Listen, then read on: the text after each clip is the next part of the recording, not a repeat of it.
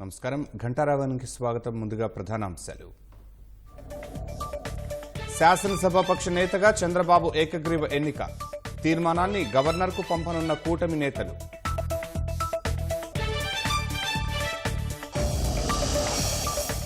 కూటమి పక్ష నేతగా ఎన్నుకున్నందుకు చంద్రబాబు ధన్యవాదాలు. ప్రజా తీర్పును నిలబెట్టుకోవాల్సిన బాధ్యత మరవద్దని స్పష్టం.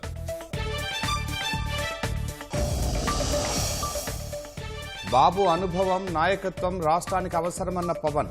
సుపరిపాలనపై దృష్టి పెట్టాలన్న పురంధేశ్వరి.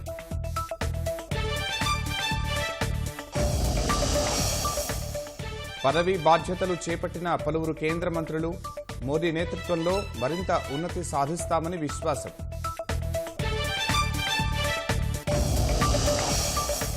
ప్రధాని నరేంద్ర మోదీ గ్యారంటీకి అడ్రస్ లేదన్న శరద్ పవార్. దేశానికి నాయకత్వం వహించే మెజార్టీ లేదంటూ సురకలు.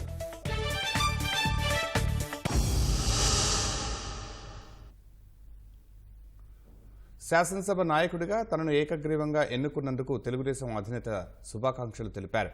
ప్రజలు గెలిచారు, ఇక రాష్ట్రం నిలబెట్టాల్సిన బాధ్యత మనందరిపైన ఉందని ఆయన అన్నారు. అందరి సహకారంతో రేపు ముఖ్యమంత్రిగా ప్రమాణ స్వీకారం చేస్తున్నానని చంద్రబాబు తెలిపారు. మనకు లభించింది విజయం కాదు, ప్రజలకు సేవ చేసే బాధ్యత అని అన్నారు. పేద ప్రజల జీవితాలు మార్చే దిశగా కృషి చేసి వారికి మనపై ఉన్న నమ్మకాన్ని కాపాడుకుందామని పిలుపునిచ్చారు. ముఖ్యమంత్రిగా మళ్లీ గౌరవ సభలో అడుగు పెడతాననే శపథాన్ని ప్రజలు గౌరవించారని తెలిపారు. ప్రజల గౌరవాన్ని నిలబెడుతూ మళ్లీ గౌరవ సభ నిర్వహిద్దామని ఆకాంక్షించారు. పోలవరం పూర్తి చేసే దిశగా ప్రతి ఒక్కరం కృషి చేద్దామని అన్నారు. అమరావతి మన రాష్ట్ర రాజధాని, విశాఖను ఆర్థిక రాజధానిగా అభివృద్ధి చేద్దామన్నారు.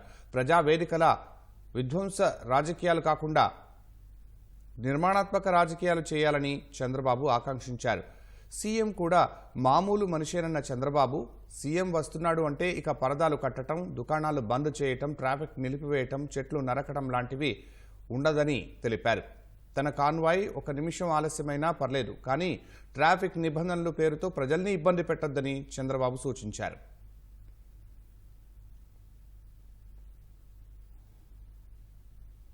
నేను కూడా చాలా ఎన్నికలు చూశాను. ఈసారి రాష్ట్ర చరిత్రలో ఎప్పుడూ ఇవ్వనటువంటి తీర్పు ఇచ్చారు. ఈ తీర్పు మళ్ళీ నిలబెట్టుకునే బాధ్యత మనందరిపైన ఉంటుంది. అయితే రాష్ట్రంలో ఉండే 5 కోట్ల ప్రజలందరికీ శిరస్సు వంచి పాదాభివందనం చేస్తున్నా. ఈ రాష్ట్రాన్ని కాపాడుకోవడానికి మీరు చూపించిన చొరవ కోసం అందరం కూడా ఒకటి క్యాంపెయిన్ చేశాం. ప్రజలు గెలవాలి, రాష్ట్రం నిలబడాలి. ప్రజలు గెలిచారు, రాష్ట్రాన్ని నిలబెట్టే బాధ్యత ఇక్కడుండే శాసనసభ్యులపైన మనందరిపైన ఉంది. ఈ విషయం మనం గుర్తుపెట్టుకోవాల్సిన అవసరం ఉంది. వ్యూస్ చూశాం. 94లో 1 సైడ్ ఎన్నికలు జరిగాయి. అప్పుడు కూడా ఇన్ని సీట్లు రాలా, ఇన్ని ఓట్లు రాలా. ఈరోజు మనం చూస్తే 175 సీట్లకు గాను 164 సీట్లు గెలిచాం. అంటే 11 సీట్లే ఓడిపోయాం. అంటే స్ట్రైకింగ్ రేట్ 93%. అంటే మామూలుగా 93% రావడం అనేది దేశ చరిత్రలోనే అరుదైన అనుభవం ఇది. అలాంటి అనుభవం ఇక్కడ చూపించారు. ఓటింగ్ కూడా 57% ఓట్లు వేశారు. మనకు 50% ఓట్లు ఇస్తే ఎక్కువ అనుకుంటాం. అలాంటిది 57% ఆవరేజ్గా ఈ రాష్ట్ర ప్రజానీకం మనల్ని ఆశీర్వదించారంటే మనలో ఎంత బాధ్యత పెరిగిందో మనం ఒక్కసారి గుర్తుపెట్టుకోవాల్సిన అవసరం ఉంది. ఇప్పుడే పవన్ కళ్యాణ్ గారు చెప్పినట్టు వారి యొక్క సమయ స్ఫూర్తిని నేను ఎప్పుడూ మర్చిపోలేను.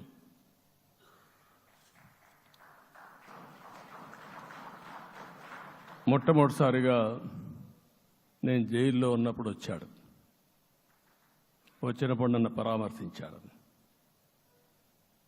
బయట వచ్చి ఈ రాష్ట్రం అంత మునుపు చెప్పినా అంత మునుపు అనేక సందర్భాల్లో ప్రభుత్వ వ్యతిరేక ఓటు చీలకూడదని చెప్పారు. కానీ నన్ను చూసి బయటికి వెళ్ళిన తర్వాత ఈరోజు తెలుగుదేశం జనసేన పొత్తు పెట్టుకుంటున్నామని చెప్పిన మొదటి వ్యక్తి పవన్ కళ్యాణ్ గారు. అప్పటికే బీజేపీతో పొత్తుంది. అయితే ఒక మాట చెప్పాడు, బీజేపీతో పొత్తుంది, బీజేపీ, తెలుగుదేశం, జనసేన 3 పార్టీలు కలిసి పోటీ చేస్తామని కూడా చెప్పి మళ్ళీ ఆ ప్రయత్నం చేసి కడాన రాష్ట్ర ప్రయోజనాల దృష్ట్యా బీజేపీ, తెలుగుదేశం, జనసేన పొత్తు పెట్టుకున్నాం. మనస్ఫూర్తిగా ఆయన అభినందిస్తున్నా. ఆ రోజటి నుంచి ఎలాంటి పొరపక్షాలు లేకుండా కలిసి పనిచేశారు. మీ అందరి సహకారంతో రేపు ప్రమాణ స్వీకారం చేస్తున్నాను. దానికి మీ అందరికీ ధన్యవాదాలు. రేపు ప్రమాణ స్వీకారానికి నరేంద్ర మోడీ గారు ప్రధానమంత్రిగా వారు వస్తున్నారు. అదే మరిగా ఎన్డీఏ నాయకులు వస్తున్నారు. ఇది ఒక అరుదైన అనుభవం. అంటే నేను 4వసారి ముఖ్యమంత్రిగా ప్రమాణ స్వీకారం చేస్తున్నాను. కానీ ఈసారి దీనికి ఉండే ప్రాధాన్యత, ప్రజలు మన మీద పెట్టుకున్న నమ్మకం, నష్టపోయారు, ఇబ్బందులు పడ్డారు, మన మీద హోప్ పెట్టుకున్నారు. తిరిగి నేను ఒక్కడినే చేసే కార్యక్రమం కాదు.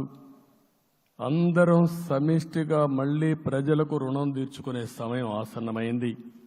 దానికి ఈ రాష్ట్రానికి పూర్తిగా కేంద్ర సహకారం అవసరం. నిన్న పోయినప్పుడు కూడా నేను చాలా స్పష్టంగా కేంద్ర నాయకత్వాన్ని కోరాను. అటు అమిత్ షా గారిని, అదే మరి ప్రధానమంత్రి గారిని అందరినీ కోరాం. పూర్తిగా సహకరిస్తామని వారు హామీ ఇచ్చారు. దానికి మనందరి తరపున కేంద్రంలో ఉండే ప్రధానమంత్రి నరేంద్ర మోడీ గారిని, అదే మరి అమిత్ షా గారిని, కేంద్ర నాయకత్వాన్ని, అదే మరిగా బీజేపీ దేశ అధ్యక్షుడైనటువంటి నేషనల్ ప్రెసిడెంట్ గారి నడ్డా గారిని మనస్ఫూర్తిగా అభినందిస్తున్నానని చెప్పి కూడా నేను మీకు తెలియజేస్తున్నాను. 30 సంవత్సరాలుగా రాజకీయాల్లో ఉన్నాను. నేను ఎప్పుడు కూడా రాగద్వేషాలకు అతీతంగా రాజ్యాంగంలో ఏదైతే మనం ప్రమాణం చేస్తామో రాజ్యాంగాన్ని అనుసరించి అదే విధంగా పనిచేశాను. మళ్ళీ ఈరోజు మీ అందరికీ హామీ ఇస్తున్నాం. నాకు అలవాటు ప్రజల కోసం కష్టపడడం, అవిశ్రాంతంగా పనిచేయడం, పోరాటాలు మాత్రమే నాకు తెలుసు. ప్రజాహితం మాత్రం తెలుసు. తప్పకుండా దాన్ని నిలబెట్టుకుంటా. ఇన్ని దశాబ్దాలుగా కూడా ప్రతి అడుగు కూడా మీరు ఒకసారి చూస్తే ప్రతి ఆలోచన, తపన అన్నీ కూడా ప్రజల కోసమే చేశాం. ఈరోజు మనకిచ్చింది ప్రజల అధికారం కాదు. ఇది ఒక పవిత్రమైన, అత్యున్నతమైన బాధ్యత మనకు అప్పచెప్పారు. ఈ విషయం అనుక్షణం ప్రతి ఒక్కరూ మనం గుర్తుపెట్టుకోవాల్సిన అవసరం ఉంది. నేను 14 సంవత్సరాలు దగ్గర ముఖ్యమంత్రిగా ఉన్నాను. 15 సంవత్సరాలు ప్రతిపక్ష నాయకుడిగా పనిచేశాను. ఎన్నో సవాళ్లు చూశాను, ఎన్నో సంక్షోభాలు చూశాను. ప్రతి ఒక్క సంక్షోభాన్ని ఒక అవకాశంగా మలుచుకుని ముందుకు పోయాం. ఈరోజు కూడా మీకు అందరికీ, ఈరోజు రాష్ట్రంలో మనం చూస్తే చాలా సమస్యలున్నాయి. నా అనుభవాన్ని మొత్తం తీసుకుని పూర్తిగా మీ అందరి సహకారంతో, మిత్రులు పవన్ కళ్యాణ్ గారి సహకారంతో పేద ప్రజల జీవితాలను మార్చడానికి అనునిత్యం ఆలోచిద్దాం. అది చేసి మన నిజాయితీని, మన కృతజ్ఞతని ప్రజలకు తెలియజేద్దాం. రాష్ట్రం పూర్తిగా శిథిలమైపోయింది. దెబ్బతినని వర్గం అంటూ లేదు. అందుకనే ఓసారి ఆశ్చర్యం కూడా వేస్తుంది. ఈ రాష్ట్రం నుంచి కూలి పనుల కోసం వేరే రాష్ట్రాలకు వెళ్లిన వ్యక్తులు సొంత డబ్బులు పెట్టుకుని వాళ్ళ యొక్క ఫుడ్ కూడా పాకెట్స్ తయారు చేసుకొని వచ్చి ఓటేసి మళ్ళీ వెళ్ళారు. ఇది ఊహించని పరిణామం. ఇక్కడుండేవాడు ఓటేయడం ఒక ఎత్తైతే పేదవాడు చిన్న చిన్న పనులు చేసుకునేవాడు కూడా వచ్చి ఓటేశారు. ఎక్కడో అమెరికా, ఆస్ట్రేలియా, ఆఫ్రికా, విదేశాల్లో ఉండే ఎన్ఆర్ఐస్ అయితే లక్షల రూపాయలు ఖర్చు పెట్టుకొని వచ్చి పనిచేశారు. లక్షల రూపాయలు ఖర్చు పెట్టుకొని వచ్చి మనకు ఓటేశారు. నా జీవితంలో ఎన్నోసార్లు ఎన్నికలు చూశాను, కానీ ఈసారి ఒక బాధ్యతతో ఓటర్స్ ప్రవర్తించిన తీరు శాశ్వతంగా తెలుగు జాతి చరిత్రలో మిగిలిపోతుంది. అది ఈరోజు జరిగిన విషయం మనం గుర్తుపెట్టుకోవాలి. అంతకుముందు చంద్రబాబును ఎన్డీఏ తరపున సీఎం అభ్యర్థిగా జనసేన అధినేత పవన్ కళ్యాణ్ ప్రతిపాదించారు. అనంతరం పవన్ చంద్రబాబును ఆత్మీయ ఆలింగనం చేసుకున్నారు. రాష్ట్రంలో కూటమి విజయం యావత్ దేశానికి స్ఫూర్తినిచ్చిందని పవన్ కళ్యాణ్ అన్నారు. ఇది కక్ష సాధింపులు, వ్యక్తిగత దూషణల సమయం కాదని, ప్రజల నమ్మకాన్ని నిలబెట్టుకుని రాష్ట్రాన్ని అభివృద్ధి పథంలో సమష్టిగా ముందుకు తీసుకువెళ్లాల్సిన అవసరం ఉందన్నారు. గతి తప్పిన రాష్ట్రానికి చంద్రబాబు నాయకత్వం, అనుభవం చాలా అవసరమని స్పష్టం చేశారు. దశాబ్ద కాలంలో రాష్ట్ర విభజన జరిగినప్పటి నుంచి ఆంధ్ర రాష్ట్ర ప్రజలు నలిగిపోయారు, నలిగిపోతున్నారు. గత 5 సంవత్సరాలుగా మరి రాష్ట్రంలోని విపత్కర పరిస్థితులు తెలుసు. మనందరం సమిష్టిగా పోరాటం చేసి కలిసికట్టుగా ఉండి అద్భుతమైన మెజారిటీ తోటి 164 శాసనసభ స్థానాలని ఎన్డీఏ కూటమి దక్కించుకుంది. అద్భుతమైన విజయం. 21 పార్లమెంట్ సభ్యుల్ని సెంట్రల్ హాల్లో కూడా మాట్లాడుతూ ఉంటే అందరికీ ఆంధ్రప్రదేశ్ విజయం దేశం మొత్తం చాలా ఒక స్ఫూర్తినిచ్చింది. ఒక్క ఓటు చీలకుండా అలయన్స్ అంటే ఎలా ఉండాలి అనేది మన ఆంధ్ర ప్రాంత ప్రజలు, మన ఆంధ్ర రాష్ట్ర ప్రజలు మనందరం కలిసి కట్టుగా చూపించాం. 2021 మార్చి 14 ఇప్పటం సభలో నేను ఒకటే తెలియజేసుకున్నాను. ఆ ప్రభుత్వ వ్యతిరేక ఓటుని చీలనివ్వను. ఆ మాట మీద ఉన్నాం, ఆ మాట మీద నిలబడ్డాం. ఒడిదుడుకులు ఎదుర్కొన్నాం, తగ్గాం, కానీ నిలబడ్డాం. ప్రజల నమ్మకాన్ని పెంచాం. అద్భుతమైన మెజారిటీతో ఈ రోజున మనం ప్రభుత్వాన్ని స్థాపిస్తున్నాం. చాలా మాటలు ఇచ్చాం. ఇది కక్ష సాధింపులకి సమయం కాదు, ఇది వ్యక్తిగత దూషణలకి సమయం కాదు. ఇది 5 కోట్ల మంది పైగా ప్రజలు మన మీద నమ్మకాన్ని పెట్టుకున్నారు. మన మీద మనందరం ఉమ్మడిగా ఆంధ్రప్రదేశ్ ప్రజలు ఏ అభివృద్ధి అయితే కోరుకుంటున్నారో మనందరం సమిష్టిగా దీన్ని ముందుకు తీసుకెళ్లాలి, అభివృద్ధి పథంలో నడిపించాలి. విద్య, వైద్యం, ఉపాధి, సాగునీరు, తాగునీరు, లా అండ్ ఆర్డర్ ఇవన్నీ చెప్పొచ్చాం. మనం బలంగా నిలబడతామని ఉమ్మడి మేనిఫెస్టోలో చాలా మాటలు ఇచ్చాం. వాటన్నిటినీ బాధ్యతగా ముందుకు తీసుకెళ్లాల్సిన అవసరం ఉంది. ఛాలెంజింగ్ టైమ్స్ లో ఒక సుదీర్ఘమైన అనుభవం ఉన్న నాయకులు కావాలి. 4 దశాబ్దాల అనుభవం, అభివృద్ధి మీద అపారమైన అవగాహన, పెట్టుబడులు తెచ్చే సమర్థత, ప్రతిభ. విదేశాల్లో ఉండే నాయకుల్ని మలేషియా దగ్గర నుంచి, సింగపూర్ దగ్గర నుంచి, యూరోప్ దగ్గర, అమెరికా నుంచి ఆ దేశాల అధ్యక్షుల్ని తెలుగు రాష్ట్రాల వైపు దృష్టి మళ్లించేంత శక్తి, సమర్థత ఉన్న శ్రీ నారా చంద్రబాబు నాయుడు గారికి ఆయన నాయకత్వం చాలా అవసరం. ఆయన అనుభవం చాలా అవసరం. అలాంటి అపారమైన అనుభవం ఉన్న వ్యక్తిని, అనుభవం ఒకటే కాదు, ధైర్యశాలి. ఈ రోజుకి నాకు ఒకటే గుర్తుంటుంది. మన తాడేపల్లిగూడెం సభలో చెప్పాను. చాలా క్లేమోర్ మైన్స్ పేలిపోతే, జీప్ ఎగిరిపోయి కింద పడితే చొక్కా దులుపుకొని ఆయన మళ్ళీ వచ్చి రాజకీయం చేసిన వ్యక్తి. సైబరాబాద్ ఉంది అంటే అది శ్రీ చంద్రబాబు నాయుడు గారి దార్శనికత. అలాంటి వ్యక్తి, ఆయన అనుభవం ఈ రోజున 2024 ఆంధ్రప్రదేశ్కి ఎన్డీఏ కూటమి తరపు నుంచి ముఖ్యమంత్రి అభ్యర్థిగా శ్రీ నారా చంద్రబాబు నాయుడు గారి పేరుని జనసేన పార్టీ పక్షాన నుంచి మేము బలపరుస్తున్నాం.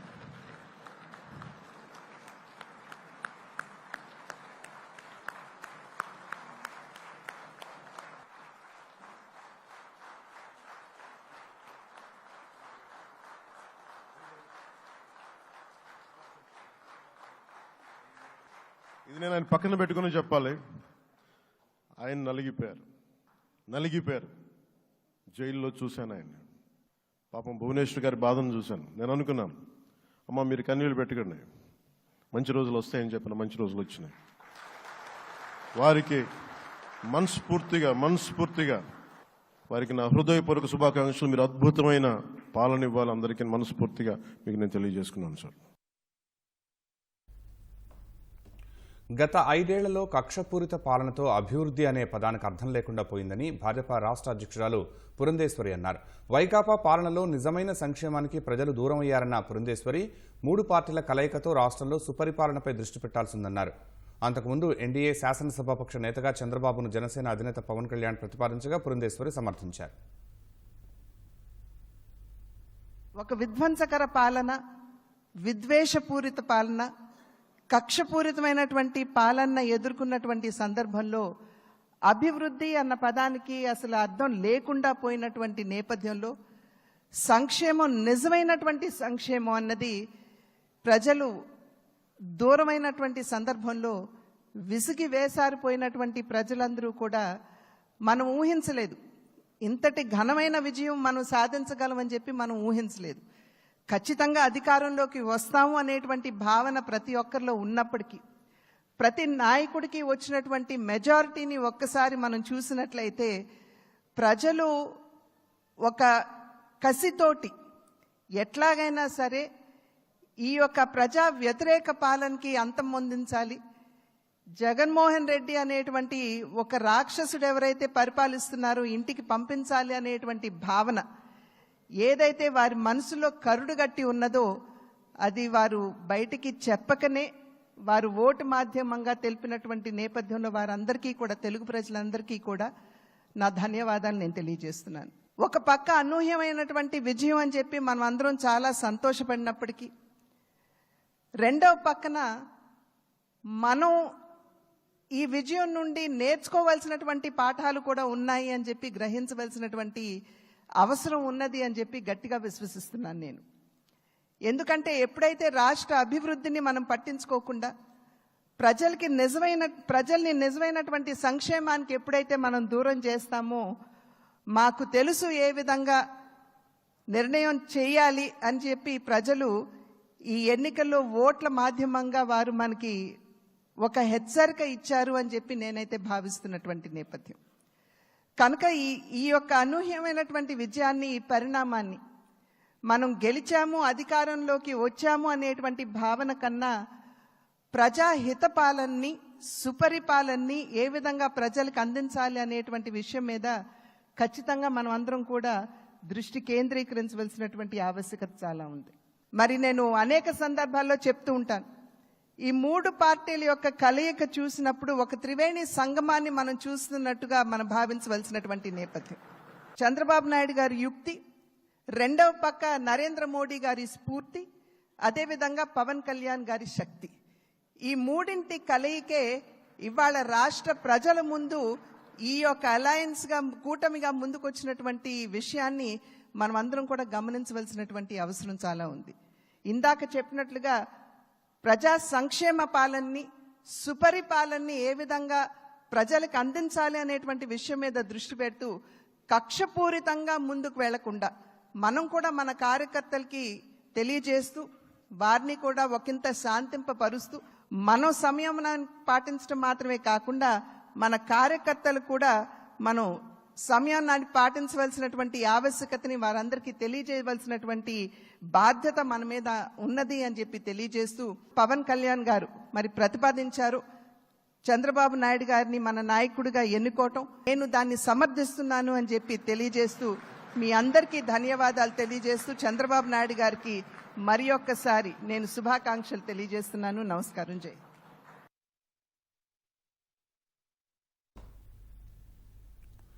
తెలుగుదేశం శాసనసభాపక్ష నాయకుడిగా చంద్రబాబు ఏకగ్రీవంగా ఎన్నికయ్యారు. పార్టీ ఎమ్మెల్యేలు చంద్రబాబును ఏకగ్రీవంగా ఎన్నుకున్నట్లు తెలుగుదేశం రాష్ట్ర అధ్యక్షుడు అచ్చెన్నాయుడు ప్రకటించారు. కూటమి విజయానికి సహకరించిన 5 కోట్ల ప్రజానీకానికి కృతజ్ఞతలు తెలిపారు. సాధించామని ఆనందం మనకున్నా సరే, మనందరిపైన గురుతరమైనటువంటి బాధ్యత కూడా ఉంది అని మనందరం కూడా ఒక్కసారి గుర్తు పెట్టుకోవాలని చెప్పి సందర్భంగా తెలియజేస్తున్నాను. ఈ విజయానికి సహకరించినటువంటి 5 కోట్ల మంది ప్రజానీకానికి, తెలుగుదేశం, బీజేపీ, జనసేన కార్యకర్తలకి, నాయకులకి ఈ సమావేశం ద్వారా శిరస్సు వంచి నమస్కారాలు తెలియజేస్తూ, ఈరోజు తెలుగుదేశం పార్టీ శాసనసభ పక్ష నాయకుడిగా శ్రీ నారా చంద్రబాబు నాయుడు గారిని ఏకగ్రీవంగా ఎన్నుకున్నట్లు ప్రకటిస్తున్నాను. మీరందరూ కూడా మీ యొక్క హర్ష ఆమోదాన్ని తెలియజేసి తెలుగుదేశం శాసనసభ్యులందరూ నిల్చొని ఒకసారి మీరు దీన్ని ఆమోదించవలసిందిగా మీ అందరికీ సందర్భంగా కోరుతున్నాను.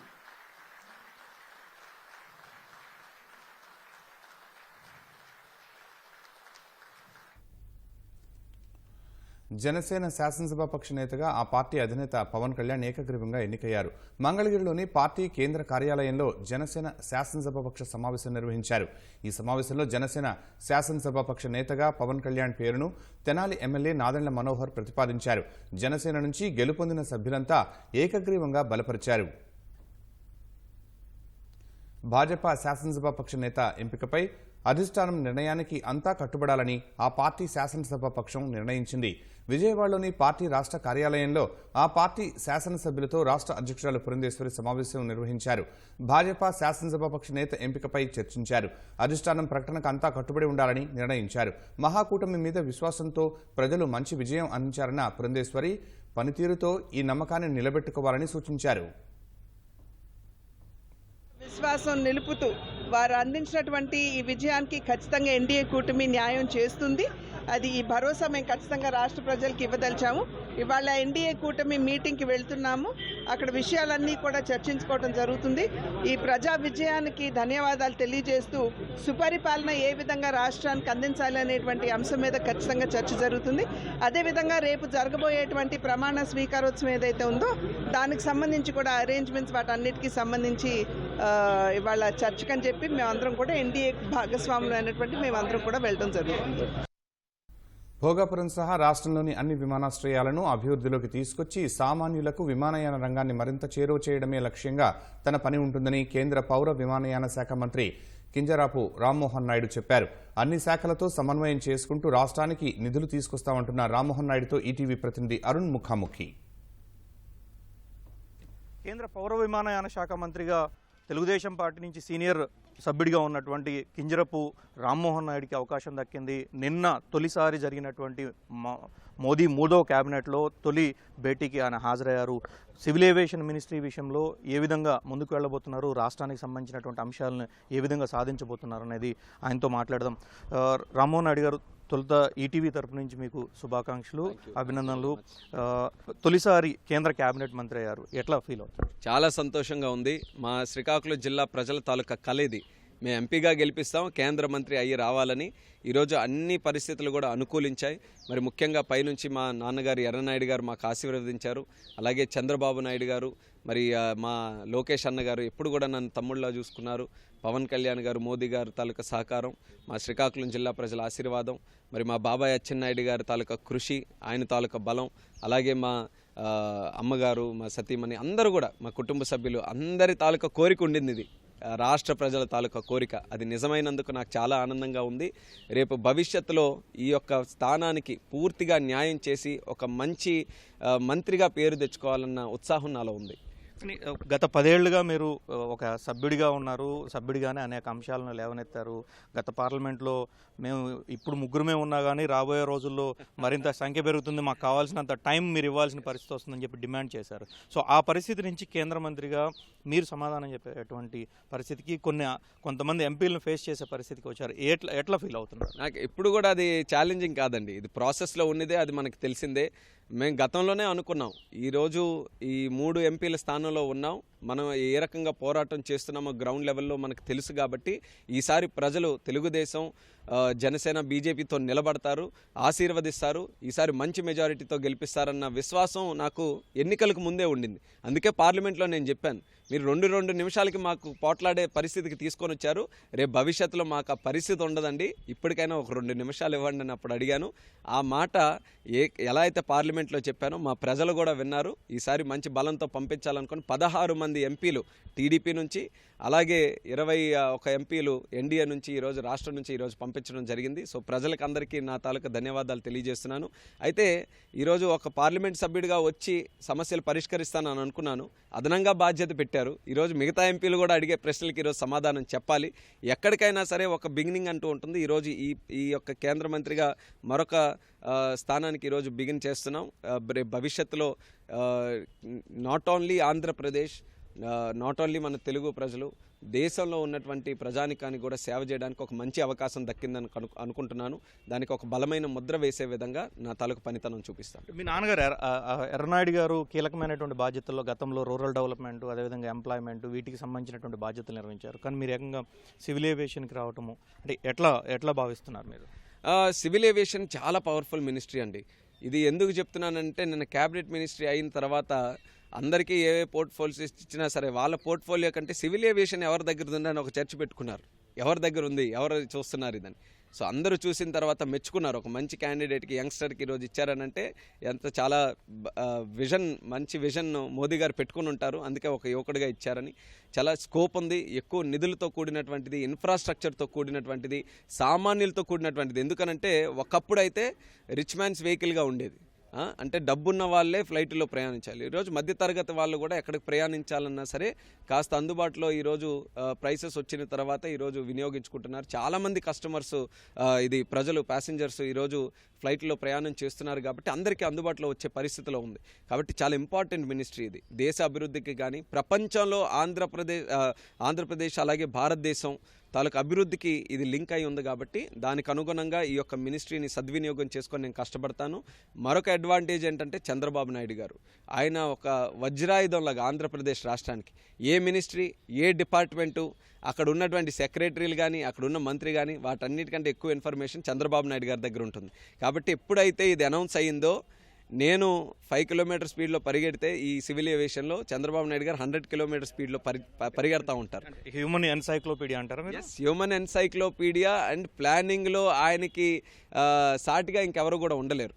సివిల్ ఏవియేషన్ వచ్చిందనంటే దానికి అనుగుణంగా కొన్ని ప్రాజెక్టులు కానీ, దానికి అనుగుణంగా కొన్ని కార్యక్రమాలు కానీ ఆల్రెడీ ఆయన రూపకల్పన చేసుకొని ఆయన ఆంధ్రప్రదేశ్ రాష్ట్రాన్ని డెవలప్ చేయడానికి ఇది ఎలా సద్వినియోగం చేసుకోవాలో ఆయన దగ్గర పక్కా ప్లానింగ్ ఉంటుంది. అందుకని నేను అందరితో చెప్తున్నాను, రేపు నేను వెళ్తున్నాను స్వేరింగ్కి కానీ ఆయన వచ్చినప్పుడు మాత్రం నాకు పుస్తకాలతో ప్లానింగ్ రిపోర్ట్లన్నీ కూడా ఇచ్చి పంపిస్తారు ఢిల్లీకని. సో ఆ స్థాయిలో మా కమిట్మెంట్ ఏంటంటే, రాష్ట్ర ప్రజలు ఈరోజు ఊహించలేని మెజారిటీ అండి. అసలు ఎప్పుడైనా ఏ ఎలక్షన్లో అయినా చూసారా ఇంత మెజారిటీ, ఇంత పర్సెంటేజ్ ఆఫ్ విన్నింగ్? ఎక్కడ కూడా లేదు. ఆశ్చర్యపోతున్నారు మిగతా రాష్ట్రాలు ఏం చేశారని. సో ఆ స్థాయిలో మెజారిటీ ఇచ్చిన తర్వాత ఈరోజు మేము పనులు చేసి చూపించాలి, మా మేనిఫెస్టోని అమలు చేయాలి, రాష్ట్రాన్ని నెంబర్ 1 స్థానంలో నిలబెట్టాలి. ఇది మా తాలూకా ఆలోచన. కాబట్టి రేపు పని మీద మేము ఎక్కువ దృష్టి పెడతాం. ప్రధానంగా మీ లక్ష్యం ఏంటి? ఏ లక్ష్యాన్ని ఇప్పుడు మీరు కేంద్ర మంత్రిగా బాధ్యతలు స్వీకరించిన తర్వాత రాష్ట్రం విషయంలో కానీ, మిగతా విషయంలో కానీ మీ లక్ష్యాన్ని ఏ విధంగా నిర్దేశించారు? ప్రస్తుతం ఆంధ్రప్రదేశ్ రాష్ట్రానికి నేను ముందుగానే అనుకున్నాను, ఏ డిపార్ట్మెంట్ వచ్చినా సరే ఆ డిపార్ట్మెంట్ ద్వారా మన ఆంధ్రప్రదేశ్ రాష్ట్రాన్ని బ్రహ్మాండంగా డెవలప్ చేయాలి. అది ఫస్ట్ ప్రయారిటీ. అది సో మన రాష్ట్రంలో ఉన్నటువంటి ఎయిర్పోర్ట్స్ కానీ, సివిల్ ఏవియేషన్కి సంబంధించినటువంటి ఏ అంశం కానీ ఎక్కడా కూడా ఎటువంటి ఇబ్బందులు లేకుండా మీకు నడిపించాలి. నా ఇమీడియట్ టార్గెట్ కూడా భోగాపురం ఎయిర్పోర్ట్. ఆ రోజు అశోక్ గజపతిరాజు గారు, మా గురువులు, మా సీనియర్ వ్యక్తి, ఆ రోజు ఆయన ఆధ్వర్యంలో బ్రహ్మాండంగా రాష్ట్రాన్ని డెవలప్ చేశారు. సివిల్ ఏవియేషన్ రంగంలో ఇంటర్నేషనల్ ఎయిర్పోర్ట్స్ చేశారు, అన్నీ చేశారు.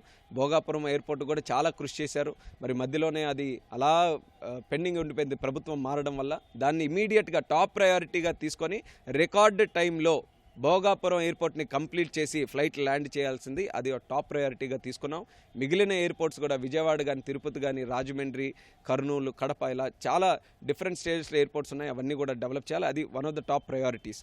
అలాగే దేశ స్థాయికి వచ్చేసరికి ఒక బలమైన ముద్ర రామ్మోహన్ నాయుడు ఈ మినిస్ట్రీని తీసుకొని చేశాడనంటే చరిత్రలో గుర్తుండిపోయే విధంగా కార్యక్రమాలు చేయాలని, ఒక ఇన్స్పిరేషన్గా ఈ యొక్క మినిస్ట్రీని తీసుకొని రావాలని, అది కూడా ఒక ఛాలెంజ్గా పెట్టుకున్నాను. సో స్టేట్ ఒకటి, దేశంలో కూడా ఈ యొక్క మినిస్ట్రీ తాలూకా శక్తి ఏంటో, పొటెన్షియల్ ఏంటో ప్రజలకి చూపించాలి. అలాగే మోదీ గారు నాకు ఇచ్చిన బాధ్యత కూడా నిరూపించుకోవాలని, అది కూడా ఒక ప్రయారిటీగా పెట్టుకొని పనిచేస్తాను. గతంలో 2014 నుంచి 2018 వరకు సివిల్ ఏవియేషన్ మినిస్టర్గా ఉన్నటువంటి అశోక్ గజపతిరాజు గారు తనదైనటువంటి ఒక ముద్ర వేసుకున్నారు. అంటే ఉడాన్ స్కీమ్ కావచ్చు, అదేవిధంగా ప్యాసింజర్స్ని అధికారులకు చేరువ చేయడం కావచ్చు, రకరకాల యాప్స్ తీసుకురావడము, ఈ విధంగా తీసుకొచ్చారు. సో మీకు ఉన్నటువంటి ఆలోచన ఏంటి?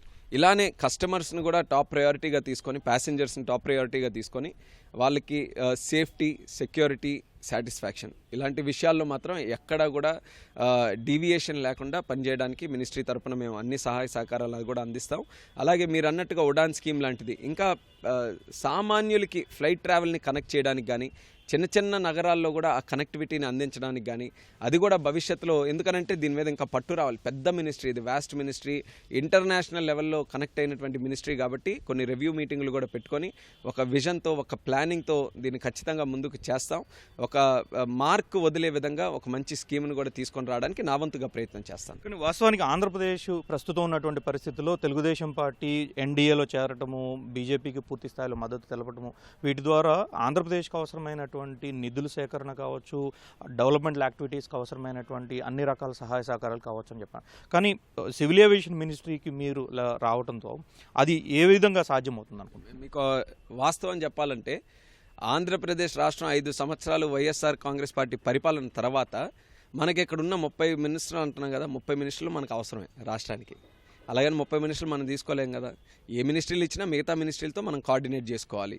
అది ఈరోజు సివిల్ ఏవియేషన్ మినిస్ట్రీ ఉన్న దీని తరపున మనం రాష్ట్రానికి న్యాయం చేస్తాం. మిగిలిన మినిస్టర్స్తో కూడా మనం కోఆర్డినేట్ చేసుకుంటాం. ఏ సమస్యలు ఉన్నాయో ఆ మినిస్టర్స్ తాలూకా సహకారం తీసుకొని. వన్ బిగ్ అడ్వాంటేజ్ ఏంటంటే మనకున్న పొజిషన్ వల్ల చాలా గౌరవం ఈరోజు ఎన్డీఏ నుంచి లభిస్తుంది. మోదీ గారు కూడా చాలా పెద్ద ఎత్తున ఆంధ్రాకి ఏదో చేయాలన్నటువంటి కుతూహలంతో ఉన్నారు. రేపు స్వేరింగ్ ఇన్ సెరమనీకి కూడా ప్రధానమంత్రి గారు రాబోతున్నారు. ఎందుకు? ప్రజలకు కూడా ఒక నమ్మకం, అంటే ప్రధానమంత్రి కూడా మీ రాష్ట్రంతో ఉన్నాడు, మీ ముఖ్యమంత్రితో ఉన్నాడు, మీ సమస్యల మీద ఒక దృష్టి పెడతాడు అనే నమ్మకం కల్పించడానికి ఆయన కూడా ఉన్నారు. కాబట్టి ఈరోజు ఈ మినిస్ట్రీ మనకున్న మిగిలిన డిపార్ట్మెంట్స్ని కూడా సద్వినియోగం చేసుకుంటాం. నాకు కూడా వ్యక్తిగత పరిచయాలు, రిలేషన్స్ అందరితో కూడా ఉన్నాయి. అందరు మినిస్ట్రీల దగ్గరికి గతంలో కూడా చాలామంది మినిస్ట్రీలుగా చేస్తే నేను గంటల తరబడి అపాయింట్మెంట్లు తీసుకొని వాళ్ళకి కలిసి చాలా సమస్యలకు పరిష్కారం వెతికాం. ఈరోజు మాకు వాళ్ళ కొలీగ్స్గా ఈరోజు వాళ్ళందరూ కూడా ఉన్నారు. సో వాళ్ళందరి తాలూకా సహకారం తీసుకుంటాం. ఈరోజు ఒక యంగెస్ట్ మెంబర్గా ఈరోజు క్యాబినెట్లో నేను ఉన్నాను. సో వాళ్ళకు కూడా కాస్త అభిమానం ఉంది. యంగ్స్టర్గా ఉన్నాడు, మనం సపోర్ట్ చేయాలి, మనం కూడా ఎంకరేజ్ చేయాలని. సో అవన్నీ కూడా యూటిలైజేషన్ మన రాష్ట్రానికే నేను చేస్తాను. కాబట్టి ధైర్యంగా ఉండమంటున్నాను. ఈరోజు మనం ఒక మినిస్ట్రీలో ఉన్నామంటే అన్ని మినిస్ట్రీలు మనకున్నట్టుగానే నేను అన్ని కూడా సాధించి పెడతానని తెలియజేస్తున్నాను. Thank you. మరొకసారి ఈటీవీ తరఫున మీకు ధన్యవాదాలు తెలుపుతున్నాను. Thank you. సో ఇది రామ్మోహన్ నాయుడు గారు చెప్తుంది. Arun Kumar, ETV news, New Delhi. ముఖ్యమంత్రిగా చంద్రబాబు ప్రమాణ స్వీకారానికి ప్రధాని మోదీ, కేంద్ర హోంమంత్రి అమిత్ షా సహా ఎన్డీఏ ప్రముఖులు హాజరు కానున్నారని తెలుగుదేశం సీనియర్ నేత కంభంపాటి రామ్మోహన్ రావు తెలిపారు. భద్రతా పరంగా కట్టుదిట్టమైన చర్యలు తీసుకుంటున్నట్టు చెప్పారు. వర్షం వచ్చినా ఇబ్బంది లేకుండా ప్రమాణ స్వీకార కార్యక్రమం నిర్వహించేలా ఏర్పాట్లు చేస్తున్నట్లు కంభంపాటి రామ్మోహన్ రావు వెల్లడించారు. ఈ యొక్క ఎన్డీఏ సారథ్యంలో రేపు ప్రమాణ స్వీకారం జరుగుతుంది కాబట్టి ఈవేళ హోంశాఖ మంత్రులు అమిత్ షా గారు కూడా ఈ పూటే వస్తున్నారు. అదేవిధంగా ఎన్డీఏ ముఖ్యమంత్రులు అంటే ఏ రాష్ట్రాలు అయితే ఉన్నారో వాళ్ళందరూ కూడా ఆహ్వానం పంపడం జరిగింది. ఎన్డీఏ పార్ట్నర్స్ అందరూ కూడా వాళ్ళందరూ కూడా ఒక్కొక్కళ్ళు ఈ పూట సాయంకాలం కల్లా కన్ఫర్మేషన్ వస్తుంది. ఏ రాష్ట్ర ముఖ్యమంత్రి ఎవరు వస్తున్నారు, ఎక్కడి నుంచి ఏమంటుంది జరుగుతున్నారు. ఎందుకంటే ఒరిస్సా చీఫ్ మినిస్టర్ కూడా ప్రమాణ స్వీకారం రేపే ఉంది. కాబట్టి కొంతమంది బీజేపీ నాయకులు అక్కడికిక్కడ కూడా వెళ్తున్నారు. కాబట్టి మిగతా పార్ట్నర్స్ అందరూ కూడా ఇంపార్టెంట్ నాయకులు అందరూ కూడా ముఖ్యమైన నాయకులు అమిత్ షా గారు, అదేవిధంగా ప్రధానమంత్రి గారు వస్తున్నారు. మరి ఇక ఎన్డీఏ పార్ట్నర్స్గా ఉన్న వాళ్ళందరూ కూడా ఎన్సీపీ కానివ్వండి, అదేవిధంగా ఏ పార్ట్నర్స్ అయితే ఉన్నారో వాళ్ళందరినీ కూడా పిలవడం జరిగింది. వాళ్ళందరూ కూడా వస్తున్నారు.